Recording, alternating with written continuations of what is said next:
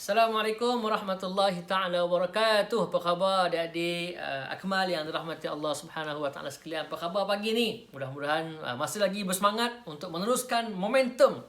Walaupun terpaksa dengan hikmah daripada Allah terpaksa kita belajar di rumah, tapi tak apa. Itu semua penyusunan daripada Allah, hikmah sangat besar.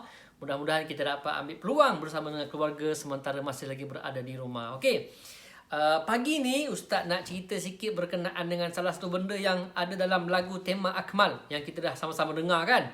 Hayya numarisu biqiyamil akmal as-sidq wal amanah at-tabligh wal fatanah al-hirsu wal taharah al-juhdu wal barakah. Al-juhdu maknanya bersungguh-sungguh.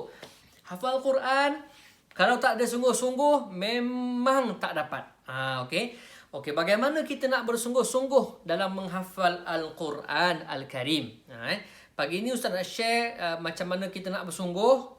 Kita bersungguh ni adik-adik sekalian, bersungguh-sungguh kita ni kena buat sesuatu dengan cara yang betul, teknik yang betul, tak putus asa, mesti fokus. Pagi ni Ustaz nak ajar macam mana kita nak paku hafalan kita, kemas-kemas dalam otak. Dia paku. Ustaz guna istilah paku sebab kita hafal Quran ni macam kita paku dinding, paku sesuatu. Makin dalam paku tersebut, makin betul paku tersebut, makin kemas, maknanya hafalan kita makin lama makin kuat.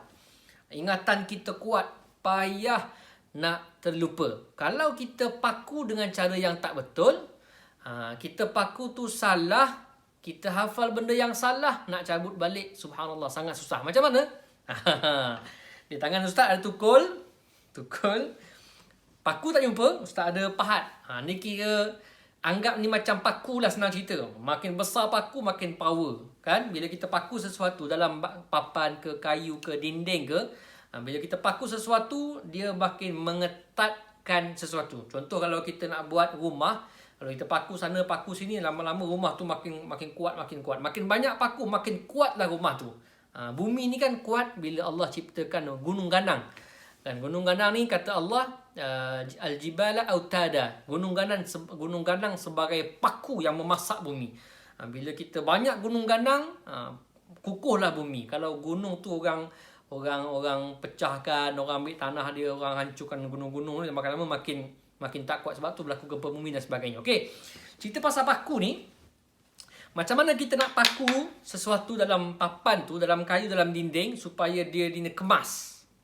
Kan? Macam tu juga kita nak paku Al-Quran dalam otak kita. Bila masuk tu betul, kemas, dia payah nak lupa. Sebab apa? Kita hafal, baru hafal sabak, pagi hafal sabak, tengah hari dah hilang dah, lupa dah apa yang kita dah hafal. Sebab paku kita tak betul. Caranya mungkin tak betul. Macam mana kita nak paku hafalan kita betul-betul dalam otak, susah nak lupa dan ingatnya kuat, payah nak lupa.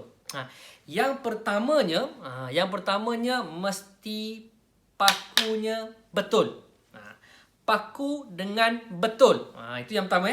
Paku dengan betul. Betul tu maksudnya paku tu betul, teknik tukul tu betul. Kalau kita nak paku dinding simen, kita guna paku kayu, dia tak masuk. Bila kita paku je, dia bengkok. Kan? Paku je, maknanya paku tu mesti betul. Ayat Al-Quran yang kita nak baca, pastikan betul dulu. Sebab tu ada mutala'ah. Kita betulkan dahulu bacaan kita. Sebelum kita hafal tu, betulkan dulu. Kalau kita hafal tu tak betul, kita paku tak betul, contohlah paku tu paku bengkok. Kita paku, masuk, dalam tu bengkok. Kan, bila kita paku benda yang bengkok, dia dah masuk bengkok ni, tak masuk straight, dia masuk tepi macam ni. Nak cabut tu, ya Allah, susahnya. Sebab tu kita asyik nak betulkan, tak betul-betul. Asyik lupa je yang kita salah tu kan. Nak betulkan dah, nak betul tak betul-betul. Sebab apa? Sebab kita paku tu dalam, dan paku tu paku yang salah. Ataupun caranya salah, masuknya salah. Kalau masuk salah, nak cabut susahnya ni. Bayangkan dalam ni kan nak masuk. Kalau sini kita betulkan, kita paku sikit, tak.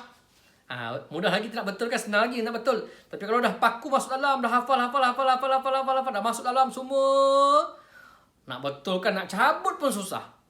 Jadi paku tu mesti betul, teknik pun betul. Kan macam Ustaz Iqbal ajar baru ni kan, teknik huruf yang susah, simpan kat jari. Ustaz Khairi ajar tekniknya, posisi dengan betul. So teknik kena betul. Itu yang kita dah belajar dalam kelas dan sebagainya. Macam kita nak tukul lah. Kalau kita tukul pegang kat sini, nak paku susah. Dia kena pegang di belakang, jarinya di sini. Itu antara yang Ustaz belajar. Barulah kita tukul tu betul. Kan tepat. Kalau kita tukul tu kena tepi, kena jari, sakit. Jadi tukul tu betul. Begitu juga kita hafal Quran, teknik hafal Quran mesti betul. Jangan kita baca je tanpa ada teknik. Teknik seperti mana yang kita dah belajar sebelum daripada ini. So teknik betul, paku tu betul, insya-Allah masuknya cantik sampai ke bawah. Itu yang pertamanya. Paku betul, cara paku tu betul, teknik yang betul. Itu yang pertama. Paku dengan betul, sama ada teknik betul dan juga paku tu paku yang betul. Betulkan dulu bacaan kita sebelum kita hafal. Takut kita hafal yang salah, nanti payah nak baiki, nak betulkan. Itu yang pertama, paku dengan betul. Yang kedua, mesti fokus. Waktu kita nak tukul tu, kalau kita tak fokus, yang pertamanya mungkin kena jari, sakit. Ataupun takkanlah kita nak paku tu kita tengok-tengok, ataupun kita tengok sembang, tak masuklah paku jawapannya. So mesti fokus. Tengok kat mana kita nak pukul, teknik betul, pukul tu betul. Dia akan masuk. Kan? Bila kita tukul tu maknanya kita hafal. Kita ulang banyak kali. Betul tak? Kita hafal, kita ulang banyak kali. Satu ayat kita ulang banyak kali. Ya ayyuhal muddathir, ya ayyuhal muddathir, ya ayyuhal muddathir. Ada ya ayyuhal muzammil, ya ayyuhal muzammil. Kadang-kadang ulang sampai 10 kali, 20 kali, 30 kali. Macam kita ketuk paku. Ketuk. Ulang. Bila ulang kita banyak kali, masuknya dalam ingatan tu kuat. So, yang kedua, kena fokus. Kalau kita tutup mata ataupun paku malas je, mungkin paku nu bengkok, ingat tak kuat, tak fokus, tak nampak. So, kena fokus. Yang kedua apa? Yang kedua, fokus. Yang pertama apa? Paku dengan betul. Yang kedua, fokus. Yang ketiga, apa dia? Ketuk satu persatu. Kan? Macam mana cara dia? Kita tak boleh paku tu macam tu. Dia kita nak paku ni, kita mesti ketuk. Lama-lama dia masuk kemas. Tak boleh. Tak jadi macam tu. Kan dia ketuk satu persatu. Begitu juga baca Quran. Jangan waktu hafal jangan terlalu laju. Wasari'u ila maghfiratin min rabbikum wa jannatin 'arduha as-samawati wal ardu 'inda al-muttaqin. Baca macam tu confirm tak kemas. Kita akan tanam benda yang tak betul. وسارعوا إلى مغفرة من ربكم وجنة عرضها السماوات والأرض أعدت للمتقين وسارعوا إلى مغفرة من ربكم وسارعوا إلى مغفرة من ربكم. Ulang satu persatu. Jangan laju. Panasnya. Pakai kut tengah malam. Kalau pakai t-shirt nampak tak kemas sangat. Kita apa Jadi wasari'u ila maghfiratin. Ketuk satu persatu, jangan laju. Kalau kita baca laju, tajwid ke mana, makhraj ke mana, sebutan ke mana, bacaan kita tak kemas. Yang terakhir, panas. Yang terakhir, pastikan ketuk tu kemas. Pastikan kemas. Kalau kita ketuk, dah bengkok. Ada yang bengkok macam ni, ada yang tinggal kepala macam ni, dia tak akan kemas. Papan tu tak akan kemas. Dinding tu tak akan kemas. So, pastikan kemas betul-betul sampai rapat. Dia akan kemas betul-betul kita punya paku. Begitu juga baca Quran, pastikan kemas betul-betul sebelum kita hantar pada ustaz. Ni pengajian online ni kan. Pastikan kemas betul-betul. InsyaAllah hafalan kita kuat, ingatan tu kuat, payah nak tercabut.